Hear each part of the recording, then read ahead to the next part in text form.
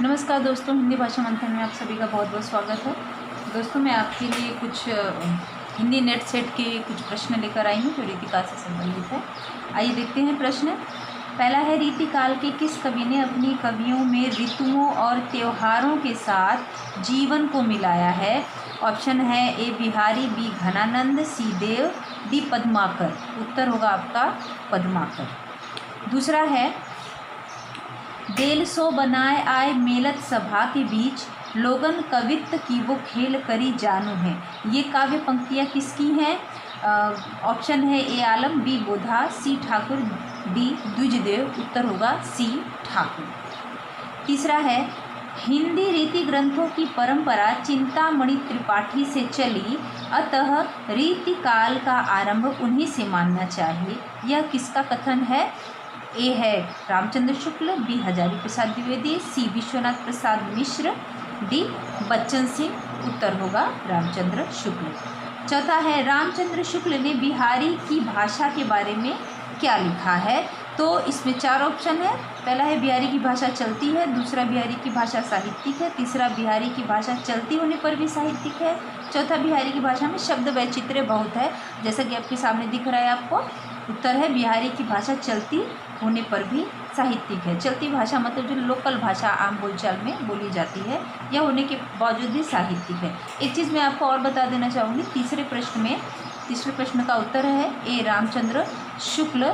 तो अक्सर आलोचनात्मक जो वाक्य होते हैं किसी के बारे में, अगर कोई कथन कहा जाता है तो अक्सर रामचंद्र शुक्ल जी आलोचनात्मक वाक्य या कथन कहा करते हैं। फिर है पांचवा है, जहाँ कलह तहाँ सुख नहीं, कलह सुखन को सूल, सबय कलह इक राज में, राज कलह को मूल।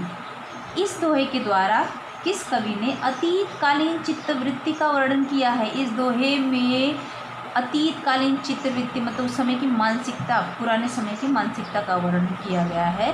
तो इसका उत्तर होगा नागरी दास। बाकी चार आपके सामने ऑप्शंस हैं। फिर है छठा, सुमेलित कीजिए, मतलब कि कौन सा दोहा या सवैया जो भी है वह किसने कहा है? पहला है, कौन परी यह बानी अरी, नित नीर भरी गगरी ढरकावे। यह कहा है प्रताप शाही जी ने। फिर है दूसरा, यह प्रेम को पंथ कराल महा, तरवार की धार पे धावनु है। यह है बोधा जी का लिखा हुआ। फिर है, चोजिन के चोजी महा, मौजिन के महाराज, हम कविराज हैं पै चाकर चतुर के। ये कहा है ठाकुर ने। फिर है, चांदनी के भारन दिखात उनयो सो चंद, गंध ही भारन बहत मंद मंद कौन। यह लिखा है द्विजदेव ने। यह ऐसा प्रश्न जो है वह जब आपको आता है नेट के एग्ज़ाम में, तो एक तरफ चाहे सारे दोहे लिखे रहेंगे और दूसरी तरफ जो उसके लेखक हैं, जो कवि हैं, उनके नाम बदल बदल कर लिखे रहेंगे और हमें क्या होता है, सुमेलित करना रहता है। फिर है अगला सातवां, तिये सैसव जोबन मिले, भेद न जाने जात, प्रात समय निसी देवस के दो भाव दर्शात। इस दोहे में नायिका की किस अवस्था का वर्णन है? उत्तर है वयः संधि का वर्णन है। फिर आगे है,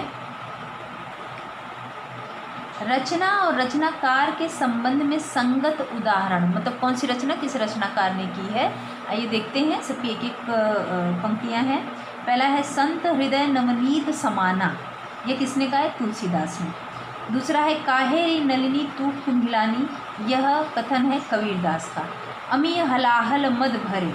यह है रसलीन का। मेरी भव बाधा हरो। यह लिखा है बिहारी ने। फिर है नौवां प्रश्न, कुंदन को रंग फीको लगे झलके, अति अंगिनी चारु गोराई। यह पंक्ति किस कवि की है?